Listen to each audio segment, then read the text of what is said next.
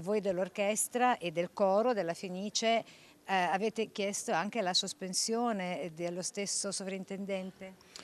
Sì, certamente questo è un passaggio importante, la revoca della Venezia è un passaggio importante perché tutto è partito da lì, però purtroppo questa direzione, il sovrintendente in particolare, non gode più della stima non solo dell'orchestra, del teatro, di tutti i lavoratori del teatro, ma anche del pubblico e di una importante parte della critica nazionale e internazionale. Quindi il problema rimane, il problema del sovrintendente rimane. Così Trentin, dopo la revoca della Venezia, a nome del sindacato torna a chiedere anche quella del sovrintendente Colabianchi, appoggiato invece dal ministro Giuli e dalla premier Meloni. A pensarla diversamente, il corpo d'orchestra invece che continua a chiedere le dimissioni del sovrintendente, peraltro già avanzate mesi fa.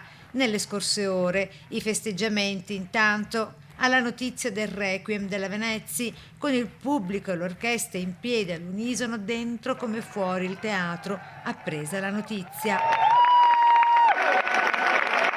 Noi rimaniamo fermi sulle nostre istanze perché sono molteplici e logicamente questo è un atto dovuto che finalmente è giunto al termine e andremo avanti perché abbiamo un mandato dei lavoratori che rimane fermo e quindi adesso c'è del lavoro da fare. Sulle questioni ancora aperte al Teatro alla Fenice non soltanto le maestranze, ma anche il sindacato regionale con la CISL che da qui auspica un punto zero di partenza, anzi di ripartenza. E con questa decisione di fatto si possa adesso ripartire da zero.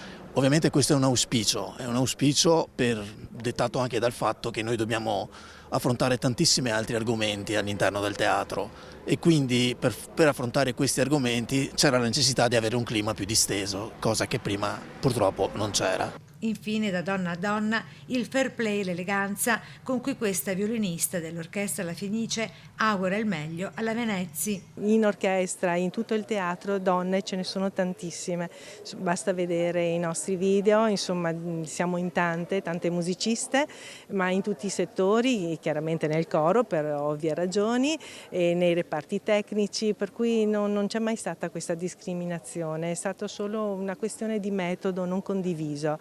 E quindi non saprei cos'altro dirle se non augurarle una buona fortuna.